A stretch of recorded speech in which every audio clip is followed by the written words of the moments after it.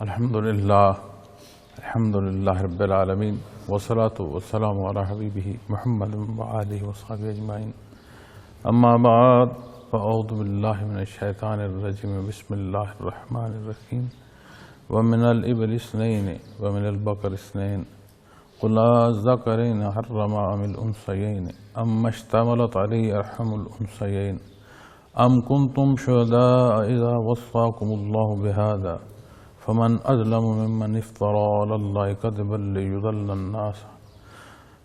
ليضل الناس بغير علم إن الله لا يهدي القوم الظالمين اللهم سبحانك لا علم لنا إلا ما علمتنا إنك أنت العليم الحكيم مولاي صل وسلم دائما أبدا على حبيبك من زانت به السرور معزز سامعین کرام السلام علیکم ورحمۃ اللہ وبرکاتہ۔ ارشاد فرمایا جا رہا ہے اور اونٹ میں سے دو اور گائے میں سے دو، فرمائیے کیا دو نروں کو حرام کیا ہے یا دو مادہ کو یا جو بچہ دونوں ماداؤں کے پیٹوں میں ہے؟ کیا تم اس وقت موجود تھے جب اللہ نے تم کو اس کا حکم دیا تھا؟ تو اس سے بڑا ظالم کون ہوگا جو اللہ پر جھوٹ باندھے تاکہ بغیر علم کے لوگوں کو گمراہ کرے؟ یقیناً اللہ ظالم غلط کار لوگوں کو ہدایت نہیں فرماتے۔ معزز سامعین کرام، 8 جوڑوں کا ذکر فرمایا گیا، 4 جوڑے پچھلے بیان میں وہاں تک جو آیا کریمہ ہے اس پر گزارشات پیش کی ہیں، اور 2 اقسام اور یہ 4 جوڑے آج کی سایہ کریمہ میں ارشاد فرمایا جا رہا ہے۔ متصل حصے میں جو بات ارشاد فرمائی جا رہی ہے کہ حلال کو حرام اور حرام کو حلال اپنے مقاصد باطلہ کے لیے جو کفار اور مشرکین کیا کرتے تھے اسے رد فرمایا جا رہا ہے، اور نبی کریم صلی اللہ علیہ وسلم سے جو وہ بحث مباحثہ کیا کرتے تھے وہاں جو ارشاد فرمائے جا رہے ہیں یہ وہ باتیں ہیں۔ چونکہ کفار قدیم جو بیت اللہ شریف ہے اس کی حرمت تو ہے، ثابت ہوتی ہے، کفار اور مشرک بھی اس کی تعظیم کیا کرتے تھے، لیکن اپنے انداز سے۔ قرآن کریم میں بھی وہاں ان کی عبادت کو فرمایا گیا ہے کہ شور غوغا اور سیٹیاں جو ہیں وہ بیت اللہ شریف کے مطاف میں یہ ان کی عبادت ہوا کرتی تھی۔ تو ایک رسم و رواجات جسے وہ اختیار کیے ہوئے تھے، قرآن کریم اسے رد فرماتے ہوئے وہاں حق ارشاد فرما رہا ہے۔ تو وہ ایک رواج اور مذہب ایسا آمیزش تھی کہ مختلف جانور مختلف بتوں کے نام پر موسوم کر دیے جاتے تھے، پھر اسے کوئی استعمال نہیں کر سکتا تھا، اسے کوئی سواری نہیں کر سکتا، یا اس کا کوئی گوشت نہیں کھا سکتا، یا اس سے کوئی دودھ نہیں لے سکتا۔ اگر کہیں اس کی ضرورت پیش آتی ہے یا استعمال کیا جاتا ہے تو وہ متعلقہ لوگ یا وہ بت خانے کے لوگ وہیں اس کا استعمال ہوگا۔ تو اللہ کریم نے جو مالک ہیں، خالق ہیں کل کائنات کے، جہاں اس تمام عالم خلق کا ایک نظم پیدا فرمایا ہے، آپ بغور جائزہ لیں، اور قرآن کریم اس کی دعوت بھی ارشاد فرماتا ہے۔ غور کرنے کی جو متعلق ہیں آیات کریمہ ہمیں ملتی ہیں کہ یہ جو نظام حیات اسے غور سے دیکھو، اس میں نشانیاں ہیں اللہ کریم کی قدرت کی۔ تو جب اللہ کریم نے اس نظام حیات کو کلی طور پر ایک مربوط نظام قائم فرمایا، پیدا فرمایا، تو اس میں جو بسنے والی مخلوق ہے جسے اس نے اپنی عبادت کو پسند فرمایا، جسے اس نے مخلوقات میں اشرف ہونے کا شرف عطا فرمایا، اس کے لیے کیسے نہیں ہو سکتا کہ ایک مربوط نظام ہو؟ اور کوئی شے اپنے نظم و نسق پر نہ رہے تو یہ ہو نہیں سکتا کہ وہاں سلامتی ہو، وہاں تباہی آ سکتی ہے، وہاں تکلیف آ سکتی ہے، تنگی آ سکتی ہے، آسائش آرام نہیں آ سکتا۔ تو اسی طرح اللہ کریم نے جو جانور پیدا فرمائے، کتنی ایسی اقسام کی اجناس ہے جسے ہم استعمال کرتے ہیں، اپنی خوراک کے لیے استعمال کرتے ہیں، پھر خوراک میں طرح طرح کی لذت کے لیے استعمال کرتے ہیں، ذائقے ہیں مختلف، اور اسی طرح کھانے میں جو گوشت ہے پھر ان کی اقسام ہیں، پھر ایسے جانور ہیں جن کا گوشت بھی استعمال کرتے ہیں، جن سے دودھ بھی ہم لیتے ہیں، اور قرآن کریم فرماتا ہے کہ ایسا ہے یہ دودھ، ایسا ہے جسے جب آپ دودھ لیتے ہیں، گھونٹ لیتے ہیں، تو اس کا گھونٹ لینا جو ہے اس کی بھی ایک اپنی تاثیر ہے اور ایک اس کا اپنا بھی ذائقہ ہے۔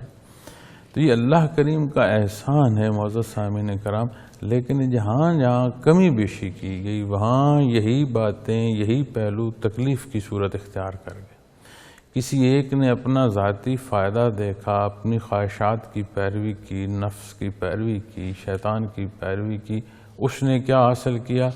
یہ ہو نہیں سکتا کہ وہ جو وقتی طور پر اپنا فائدہ دیکھ رہا ہے وہ آخر کار فائدہ میں رہے، آخر وہ نقصان میں ہی رہے گا۔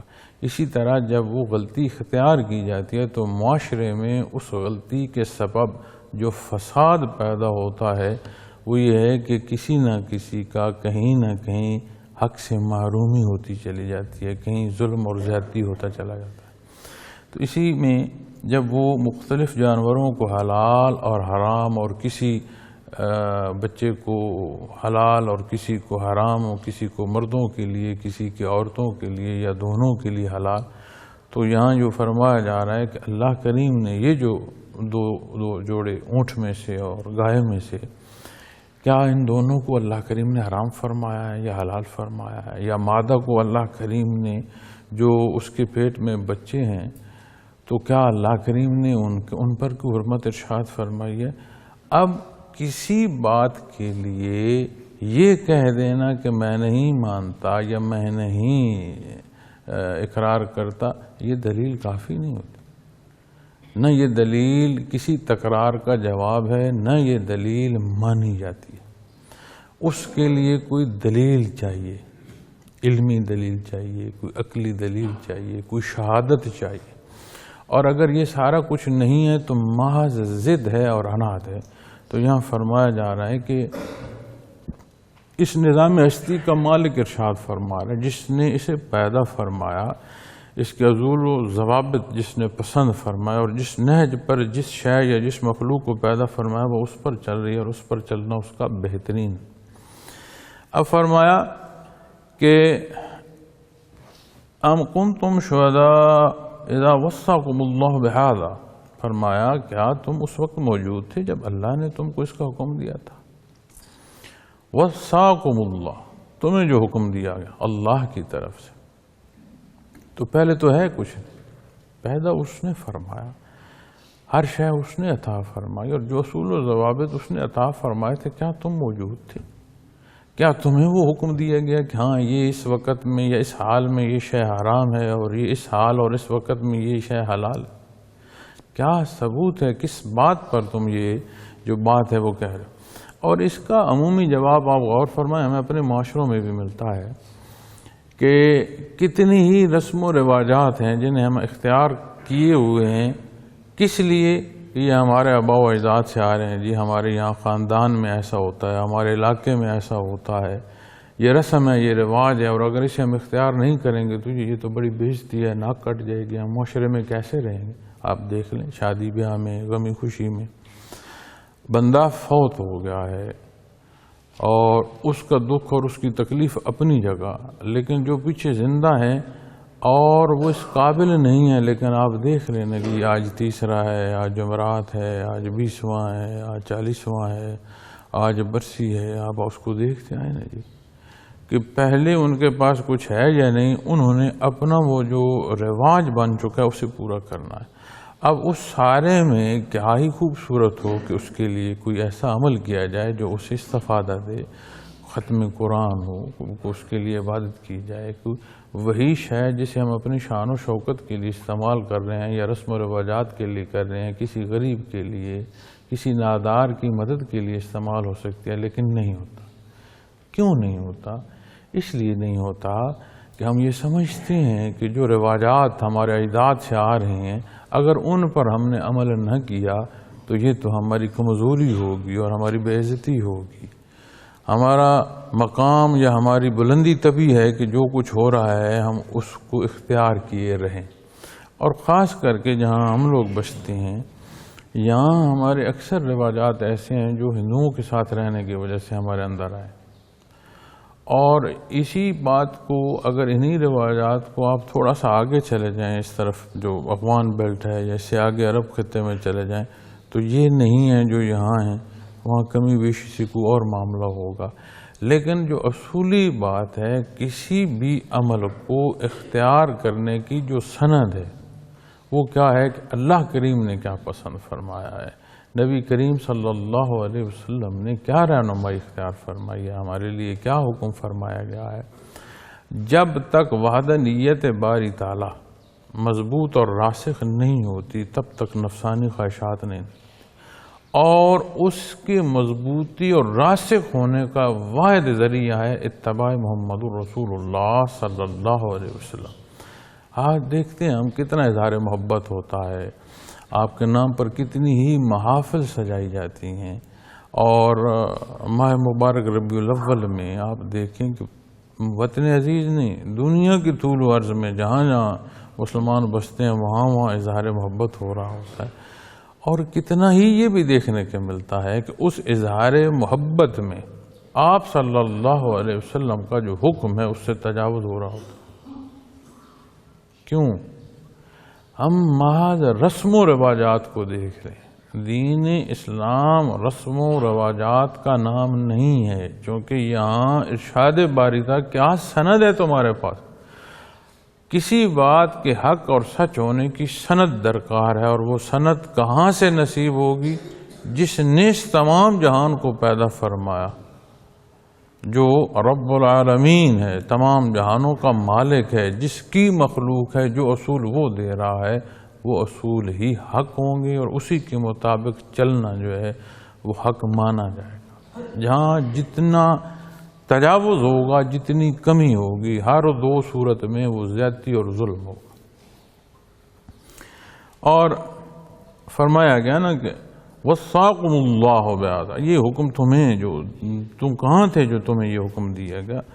فَمَنْ أَظْلَمُ مِمَّنِ افْتَرَىٰ عَلَى اللَّهِ كَذِبًا لِيُضِلَّ النَّاسَ بِغَيْرِ عِلْمٍ. یہ دیکھیں، جب حق نہیں ہے تو پھر کذب ہوگا، افتراء ہوگا، کوئی چیز ایسی جو گھڑی گئی ہوگی جس کا حقیقت سے تعلق نہیں ہوگا. پھر یہ جو رسم و رواجات، یہ جو جھوٹ گھڑے جاتے ہیں، کیوں یہ غلطی اور گناہ دل کو بھاتی ہے؟ کیوں دل کرتا ہے اس کا اختیار؟ آپ مزاج انسانی میں دیکھیے گا، اپنے احساسات میں سے دیکھیے گا، خواہش ہوتی ہے کہ جیسا میں ہوں ایسا اور کوئی نہ ہو، جو مجھے سمجھ جائے کسی اور کو سمجھ نہیں. جو نکھار میرے وجود کا ہے یہ نکھار کسی کے وجود کا نہیں. غور کیجیے گا، کوئی بولے یا نہ بولے، کوئی اظہار کرے یا نہ کرے، اسے ایک دفعہ ایسے خیال گزارے نا اپنے اندر سے، اس خیال کو اپنے قلب سے دیکھیں تو سمجھ آئے گی کہ یہ تو وہ بات ہے جو ہر ایک کے اندر ہے. اب اسی حیات کو جس میں کلی پہلو ہیں، دیکھیں نا، کوئی اندھا اگر کہے کہ میں کسی کی ماں بیٹی کو نہیں دیکھتا تو میاں تو نے کیا دیکھنا ہے؟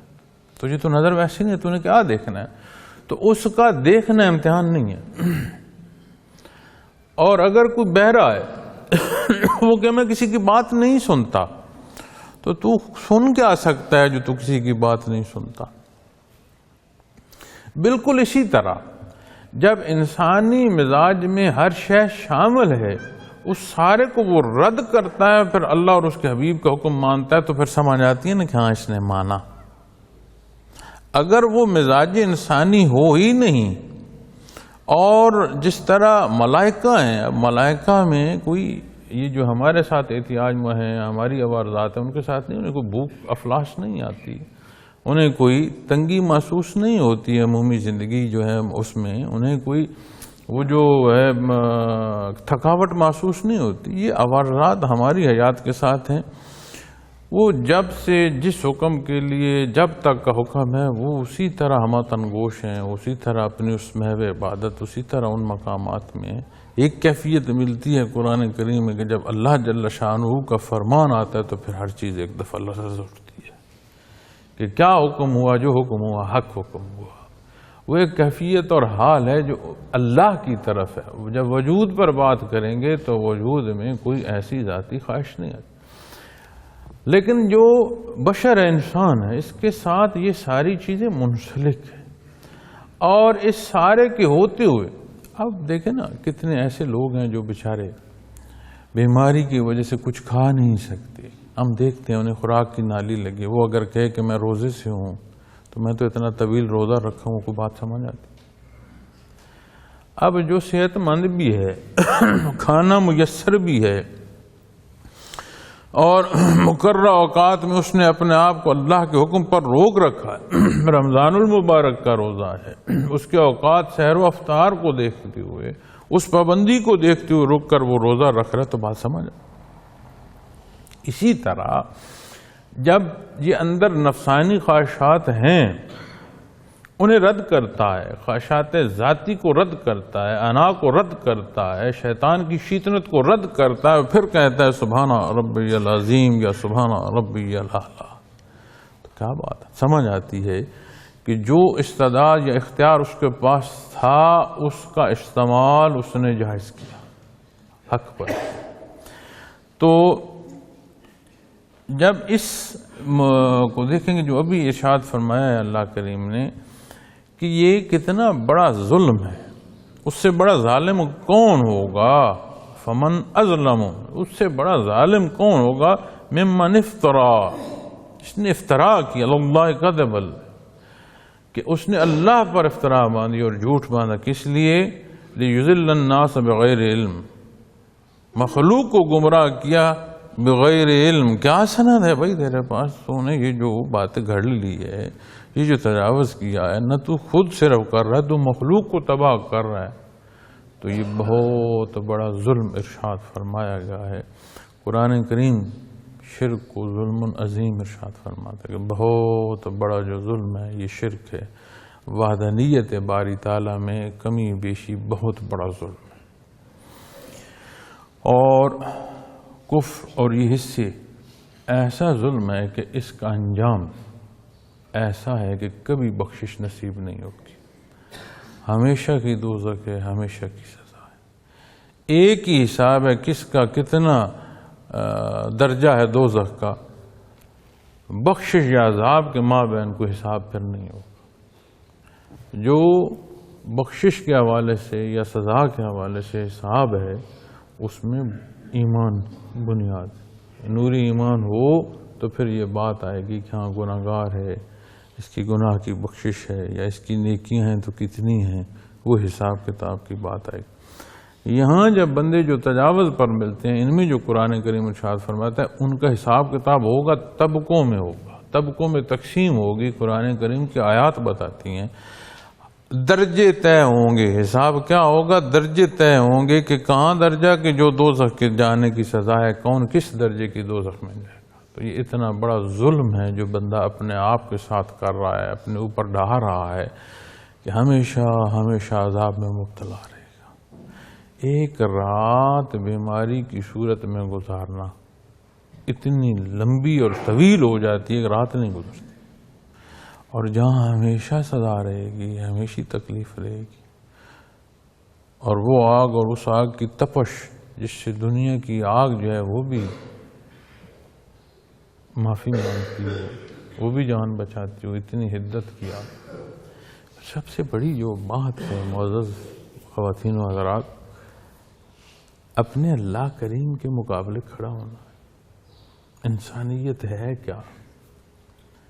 آپ دیکھیں عمومی گفتگو میں دیکھیں، جب کوئی ظلم کرتا ہے تو کیا اسے کہتے ہیں اس نے انسانیت کے اختیار کی؟ کیا کہتے ہیں؟ کتنا حیوان ہے، اس نے حیوانیت کی ہے کہ نہیں؟ تو سمجھ آتی ہے کہ جتنا تجاوز اور جاتی ہے وہ حیوانیت ہے، وہ انسانیت نہیں۔ جب بات انسانیت کی آئے گی، بندگی کی پھر آ جائے گی، بندگی کی بات آئے گی تو پھر سمجھ آئے گی کہ بندے اور مالک کے مابین جو رشتہ ہے یہ کتنی بڑی عطا ہے۔ وہ ساری بحث کو چھوڑ کر یہ بات ایک سمجھ نہیں آتی کہ میں اپنے اللہ کے حکم کے خلاف جا رہا ہوں۔ پھر جب ہم بات کرتے ہیں اظہار محبت محمد رسول اللہ صلی اللہ علیہ وسلم کی، تو یہ تو زینت ہے ہماری، یہ تو ہماری آن ہے، مسلمان کی ایک شان ہے، اس کا مقام ہے کہ یہ محبت نصیب ہو۔ لیکن کیا یہ محبت ایسی ہو کہ آپ نے جو فرمایا اس کے خلاف جائے اور اظہار محبت جو ہے اسے اعلان کرتا پھرے؟ کیسی محبت؟ اپنے والدین کے رشتے اور والد اولاد کے رشتے کو آپ دیکھیں، آپ اعلان کریں ابا جی اماں جی مجھے آپ سے بڑی محبت ہے، میں بڑا لحاظ اور عقیدت کرتا ہوں، اور صبح سے شام سے جو والدین کہہ رہے ہیں اس کے خلاف آواز بلند کرو۔ جو دنیا میں لانے کا سبب ہوئے، دیکھتے ہیں شام تک تمہارے ساتھ پھر ان کا رویہ کیا ہوگا، وہ اسے کیا کہیں گے کہ تم بہت اچھا کر رہے۔ اور آپ صلی اللہ علیہ وسلم کی ذات تو مخلوق کے لیے خالق کی طرف سے باعث رحمت ہے۔ آپ کا ایک ایک حکم، آپ کا ایک ایک عمل جو ہم اختیار کریں گے وہ اللہ کریم کا حکم ہے، اللہ کریم کی پسند ہے۔ اور اپنی زندگی کو ہی دیکھتے ہیں، سمجھ نہیں آتی کہ یہ پل کیسے گزر رہے ہیں۔ میں سمجھتا ہوں کہ اگر ریت کو مٹھی میں پکڑے نا تو عموماً مثال ہوتی ہے کہ ریت مٹھی میں نہیں رہتی، سرک جاتی ہے۔ ٹھیک ہو گیا بھائی، اس کا سرکنا محسوس ہوتا ہے، یقین مانو زندگی کے لمحات جو سرک رہے ہیں اس کا سرکنا محسوس نہیں ہو رہا۔ میں کل رات بھی میں حیران ہو گیا کہ جب میں معلوم ہے کہ صبح جمعۃ المبارک 8 دن گزرے ہیں، کہاں گئے کچھ پتہ نہیں، صبح ہوئی شام ہو گئی، صبح ہوئی شام ہو گئی۔ لیکن یہ صبح اور شام ہی نہیں ہے، جہاں کائنات کی حیات میں صبح اور شام کائنات کی زندگی کی تکمیل کی طرف رواں دواں ہے، وہاں جو میری زندگی ہے، جو اس خلق کی زندگی میں پھر ایک بہت باریک اکائی ہے، بڑی تھوڑی سی ہے، یہ صبح و شام اس میں سے بھی گزر رہے ہیں، کم ہو رہے ہیں۔ تو پھر کیا ہم کر رہے ہیں بھائی؟ انہی معاشروں میں لوگوں کو یہ دیکھا ہے کہ وہ آپ سے دور ہو جاتے ہیں۔ کوئی موقع آیا، کوئی مسئلہ پیش آیا، آپ کا کوئی رویہ ہوا، کوئی حالات ایسے ہوئے کہ لوگ آپ سے دور ہو۔ پھر ایسے ہی یہ بھی دیکھنے کو میسر آیا کہ وہی لوگ جو دور ہیں وہ آپ کے قریب ہو۔ کبھی کسی نے خوشی میں زندہ باد کہہ دیا، کبھی کسی نے ناراضگی میں مردہ باد کہہ دیا۔ وہی بندہ جو ناراض ہے راضی ہو گیا، وہی جو راضی ہے ناراض۔ یہ زندگی ہے، یہ پیچ و خم اس زندگی کی راستہ ہے۔ دیکھنا کیا ہے، کیا میرا کوئی جو عمل تھا وہ بد تو نہیں تھا جس سے مخلوق کو تکلیف ہوئی؟ جس سے مخلوق راضی ہے، کیا کہیں ان کی رضا کا سبب کو بدی ہی تو نہیں ہے؟ کسی برائی پر تو نہیں ہم جمع ہو رہے؟ جیسے آج ہم کہتے ہیں جمہور کی رائے، اب جمہور برائی پر طے ہو جائے تو اس کا کیا مطلب کہ برائی جائز ہو گئی؟ نہیں، اصول درکار ہے، سند کے ساتھ درکار ہے، حق کیا ہے۔ اور یقین مانے ہم تو مسلمان ہیں، کلام ذاتی ہے، اللہ کریم کا کلام ہے، نبی کریم صلی اللہ علیہ وسلم کا فرمان ہے، اور اللہ کا نام اور یہ حکم اتنا پیارا ہے کہ حدیث شریف میں ہے کہ اہل جنت جو ہیں دنیا کی طلب نہیں کریں گے کبھی، ماں سوائے شہداء کے۔ اہل جنت کے بارے فرمایا ہے نبی کریم صلی اللہ علیہ وسلم نے کہ وہ دنیا کی پھر طلب نہیں کریں گے۔ ہم باہر کہیں سفر پر جاتے ہیں تو پھر خیال آتا ہے نا، میں گھر جاؤں، اپنے علاقے کو دیکھوں، اپنے ملک میں جاؤں۔ اہل جنت دنیا کے بارے میں نہیں سوچیں گے، وہاں اتنی آسائش ہوگی اور اتنی خوبصورتی ہوگی کہ سمجھ آئے گی کہ حقیقی زندگی تو یہ۔ لیکن اس میں بھی دنیا کی زندگی کی اگر تڑپ کوئی رکھے گا تو وہ شہید جو اللہ کے نام پر، وہ جو اللہ کے نام پر قربان ہونے کی لذت ہے اسے جنت میں بھی وہ یاد ہوگی، جہاں ہر شے بھول چکی ہوگی، جو وہاں کی عطا ہے اس میں اتنا مسحور ہو گئے اہل جنت۔ تو جب یہ رشتہ بندگی کا نصیب ہو تو معزز خواتین و حضرات پھر سمجھ آتی ہے اسلوب زندگی کے۔ پھر ایک بنیادی بات سمجھنے کی ضرورت ہے، اور آج کا جو دانشور طبقہ ہے یہ بھی اس پر بڑا زور دیتا ہے کہ جی اسلام کیا ہے، یہ انسانیت ہے، انسانیت سکھاتا ہے، مخلوق راضی کرو، مخلوق کو کے لیے بہتری کرو۔ اگر خالق کے لیے عمل نہیں ہوگا تو مخلوق کے لیے ہو نہیں سکتا۔ اگر رضا خالق کی مقصود نہیں ہوگی تو خالق کی مقصود نہیں ہوگی تو مخلوق کی ہو نہیں سکتی۔ کہتے ہیں نا کہ حقوق اللہ کی خیر حقوق العباد پوری کرو، جو حقوق اللہ ادا نہیں کرتا وہ حقوق العباد ادا کر سکتا ہی نہیں۔ وہ اپنے نفس کا پیروی میں ہوگا، شیطان کی پیروی میں ہوگا، وہ حق پر رہ نہیں سکتا۔ غلط اور صحیح کے اصول وہیں سے۔ یہ ایسی ہے جیسے کسی کو کہا جائے کہ اس کا بچپنا تھا ہی نہیں، یہ ایسے جوان تھا۔ بھائی وہ اس کا پورا ایک نظام ہے، قانون قدرت ہے، افزائش کا نظام ہے، ماں کا پیٹ ہے، پیدائش ہے، پھر ایک آہستہ آہستہ وجود جو ہے وہ اپنی عمر کے ساتھ ساتھ توانا ہوتا ہوتا ہوتا کہ جوان ہوتا ہے۔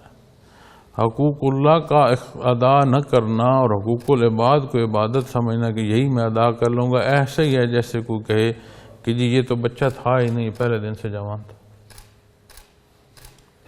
چونکہ حقوق العباد بھی وہیں سے ہیں، ورنہ ہم اپنی پسند پر آ جائیں گے، اپنی خواہشات پر آ جائیں گے۔ جو تقسیم ہے، مساوات ہے، وہ صرف وہیں سے نصیب ہوتی ہے جہاں نبی کریم صلی اللہ علیہ وسلم نے یہ حکم ارشاد فرمایا، اس سے باہر نہیں ہے۔ اور کتنا بڑا ظلم ہے کہ نہ صرف خود ڈوبا، مخلوق کو ڈوبانے کا سبب بنا، لِيُذِلَّ النَّاسِ۔ اور پھر یہ جو ہم بات کر رہے تھے نا خواہشات کی اور نفس کی، جب بندہ حق چھوڑتا ہے تو پھر یہ چاہتا ہے کہ لوگ اس کی عبادت کریں، جیسا یہ کہہ رہا ہے ایسا کریں۔ آپ سنتے نہیں، میں نے یہ جو کہا اس کو کوئی کیوں نہیں مانے گا؟ کتنا معاشرے میں سننا ملتا ہے، فساد میں، جھگڑے میں، گھروں میں دیکھ، میں نے یہ کہا میری بات نہیں مانی۔ پھر وہ انانیت پیدا ہوتی ہے، حیثیت کتنی ہے، طاقت کتنی ہے، حالات کیا ہیں اس کے مطابق ہے، لیکن ہوتی پھر وہ انانیت ہے، کبر ہوتا ہے۔ اور پھر وہ چاہتا ہے کہ جیسا میں چاہ رہا ہوں مخلوق بھی ایسا کرے، تو پھر اس راہ کے مسافر اسی کے ساتھ پھر ڈوبنے کے لیے رواں دواں رہتے ہیں۔ وہ بھی ڈوبتا ہے، مخلوق کو بھی ڈوباتا ہے۔ قرآن کریم فرماتا ہے نا کہ فرعون ایسا اپنی قوم کو لے کر وہ چلا اس بدبختی میں کہ قیامت کے دن بھی آگے آگے وہ ہوگا اور پیچھے اپنی قوم کو لے کر دوزخ میں جا ڈالے گا۔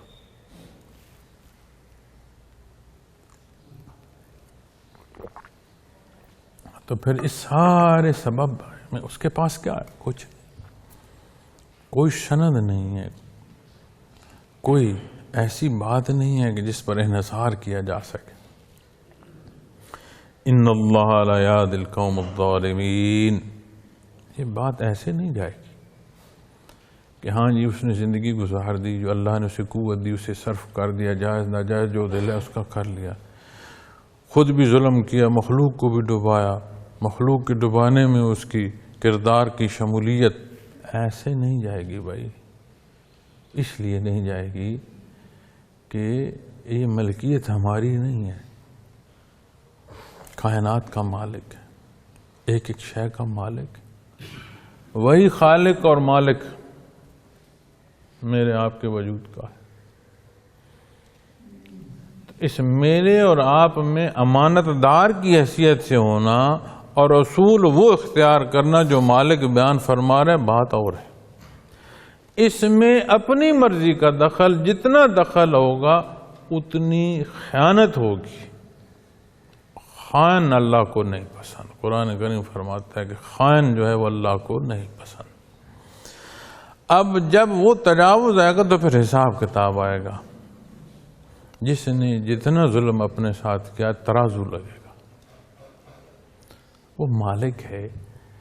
مخلوق نے ناپ تول میں کمی کی، اس نے سزا دی. اقوام سابقہ پر جو عذابات آئے اس میں کیا ناپ تول کی کمی کا بھی بیان ہے؟ قرآن و حدیث بیان فرماتی. ان کی نشانیاں فرماتی ہیں کہ وہ قومیں ہیں جنہیں جو سرے راہ ان کے وہ کھنڈرات موجود ہیں، ان سے عبرت حاصل کرو. یہاں تک فرمایا گیا. جس نے مخلوق کے ناپ تول کی کمی بیشی پر سزا دی، کیا اس کے حضور کمی بیشی ہوگی؟ نہیں، وہاں پھر حساب ہوگا. اور یقین مانے اللہ کریم معاف فرمائے، ہم اس حساب قابل نہیں. ہمہ وقت اس کے حضور توبہ اور معافی، ہم اس حساب کے قابل نہیں. چونکہ جب حساب ہوگا ایک طرف عطا ہوگی، ایک طرف ہمارا کردار ہوگا. لہذا کو سوچو تو صحیح. ایک ایک شے جو اس نے عطا فرمائی ہے، ایک بال کا پھوٹنا، ایک بال، انگنت بال ہیں وجود پر، کسی ایک بال کا پھوٹنا کتنی مضر اثرات وجود سے نکالتا ہے، کہاں کیسے نکھار کا سبب بنتا ہے. ایک بال جو ہے نا، اس کا جو نظم و نسق پیدا ہونا اور اس کا وجود کی سلامتی کا سبب ہوتے چلے جانا، ایک ایک شے کی تحقیق کرو، اس کا بدلہ کیا دے سکتے ہیں. ایک بال آنکھ میں گر جائے، جو اس کی تکلیف ہوتی ہے کبھی سمجھ آتی ہے. لیکن وہی بال جب اپنے مقام پر ہے تو وجود کی جو خرابیاں ہیں وہ بھی وجود سے نکالنے کا سبب بن رہا ہے. تو اسی طرح دیکھو نا کیا کچھ عطا فرمایا. ایک ہوش کو دیکھ لو، سارا وجود ہے، وجود سلامت ہے، ہوش سلامت نہیں. اسے پاگل لوگ کہتے ہیں، اس کی کوئی نہیں سنتا. وہ کبھی شور کر رہا ہے، کبھی رو رہا ہے، کبھی ہنس رہا ہے، اس کا تمسخر کو اڑا سکتا ہے، اس کی سنتا کوئی نہیں. ایک ہوش نہیں. اس ایک ہوش کو تو دیکھو. سارا وجود سلامت ہو، یہ دیکھنا سننا سلامت ہو، محسوس کرنا سلامت ہو، ہوش نہ ہو تو یہ سارا رائے گاں ہو. ایک ایک شے جو اس نے عطا فرمائی ہے، طلوع غروب کو تو دیکھو. سورج کی حدت، چاند کی چاندنی، کہیں افزائش کا سبب ہے، کہیں مٹھاس کا سبب ہے. کون استفادہ حاصل کر رہا ہے اس سے؟ سوچو تو صحیح. تو جب بات حساب کتاب کی آئے گی تو ہم یہ کہیں کہ ہاں میں نے اتنے قدم اللہ کی راہ پر اٹھا لیے ہیں، میں نے اتنی تسبیحات کر لی ہیں، اتنی عبادات کر لی ہیں، اتنے اذکار کر لیے ہیں، اتنی درس و تدریس کر لی ہے، اب تو جنت مجھ پر واجب ہے. میاں جس دن حساب ہوگا بات سمجھ لگ جائے گی. کوئی شکرانے سے نکل پائے گا تو پھر یہ بات کرے گا نا، جو کچھ اس نے عطا فرمایا اس کا کیا افزانہ اگر شکرانے میں رکھیں تو کیا وہ پورا ہو گیا؟ تو معزز سامعین کرام، اس سارے کو لے کر اگر ہم اپنا جائزہ نہیں لیں گے، اس حساب سے پہلے اپنے آپ کو اپنے اندر ترازو لگا کر نہیں ماپیں گے، نہیں دیکھیں گے، تو پھر کب جا کر ان باتوں کو جانیں؟ اور جب ہم نہیں جانتے تو یہ معاشرے کا فساد اس کا شہادت ہے. یہ اعلان ہے معاشرے کی جو روش ہے کہ جہاں جتنی خرابی ہے، کیا ہے؟ ہم اتنے مدہوش ہیں زندگی میں. صبح شام کا نہیں معلوم کیسے گزر رہی ہے. صبح ہوتی ہے، شام ہو جاتی ہے، دن گزر گیا، رات گزر گیا، پتہ نہیں چلتا کہاں گیا. لیکن یہ اپنے اختتام کو رواں دواں ہے زندگی. کلی حیات بھی اپنے اختتام کو ایک دن سور پھونک دیا جائے گا، اور اس میں ایک اکائی اگر میں اپنی ذات کو لوں تو بھی میں اپنے اختتام کی طرف رواں دواں۔ بڑی دور منزل ہے،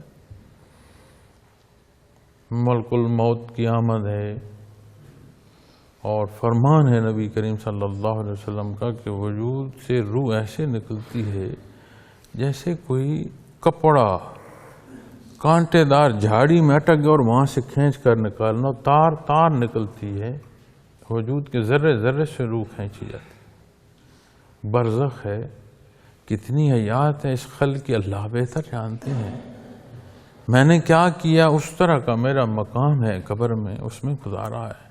سور پھونکا جائے گا، قیامت قائم ہوگی، کتنے سال، 50,000 سال دنیا کے دن، وہاں کا ایک دن اس کی طوالت سوچے تو صحیح۔ حساب کتاب ہوگا، مخلوق تڑپ اٹھے گی، پھر بات ہو صراط تک جائے گی، اپنا اپنا مقام کہاں کس طرف کیا ہے سوچے تو صحیح۔ یقین مانے کہ اگر بندہ ایسے توجہ کرے نا اپنی اس پر جو قرآن و حدیث ہمیں بیان فرما رہی ہیں اور نبی کریم نے جو رہنمائی فرمائی ہے، ایسے غور کرو تو سمجھ آتی ہے گھر بڑا دور ہے، یہ مسافت، یہ پیچ و خم راستے کی، یہ سردی و گرمی، یہ تکلیف و آسائش، یہ زندگی ہے، رکنا یہاں نہیں ہے، کوئی چاہے تو بھی نہیں رک سکتا۔ دنیا کا مسافر منزل چھوڑ کر راہ پر رہ جائے، اس کی مرضی خراب ہو نہ ہو رہ سکتا ہے، یہ مسافر نہیں رہ سکتا۔ اس نے سفر کرنا ہے، یہ پابند ہے، یہ نظام پابند ہے، منزل بہ منزل جائے گا، جہاں اللہ کا حکم ہے وہاں ہر کوئی پہنچے گا۔ کتنا کرم ہے اس کا۔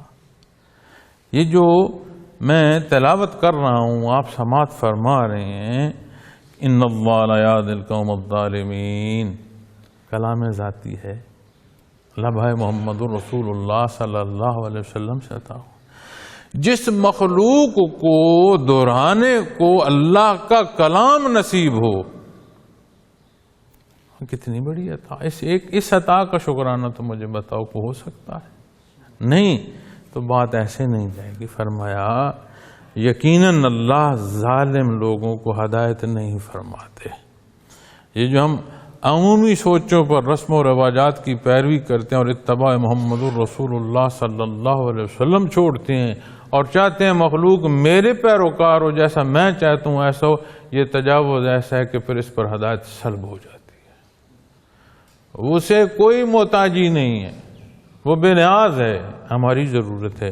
اور جس سے ہدایت سلب ہو گئی، اس کی ہر لی گئی سانس، ہر اٹھایا گیا قدم، اس کا وزن ظلم کا اتنا بڑھائے گا کہ اتنی گہرائی دوزخ کی جو ہے وہ پھر اس کا مقدر ہوتی چلی جائے گی۔ تو کوئی عمل ایسا نہیں ہے جو ہاں ایسے ہو گیا تو بس گزر گیا، نہیں بھائی، ایسی نہیں بات۔ جتنا کوئی ظلم کرے گا اتنی سزا ہے۔ اور یہ جو شرک ہے، اللہ کے اصول و ضوابط کو رد کرنا، یہ بات یہاں کفار کی ہو رہی ہے، لیکن کفار کے اس کفر کی روش کو جو کوئی اختیار کرے گا، کیا نتائج ویسے نہیں ہوں؟ تو اللہ جل شانہ ہمیں معاف فرما دے، ہماری غلطیاں کوتاہیاں معاف فرمائے، اپنے حبیب صلی اللہ علیہ وسلم کی سچی محبت عطا فرمائے، دین کا سمجھنا، سیکھنا، اختیار کرنا اور مخلوق تک پہنچانے کی جو ہے یہ استعداد عطا فرمائے۔ وآخر دعوانا الحمدللہ رب العالمین۔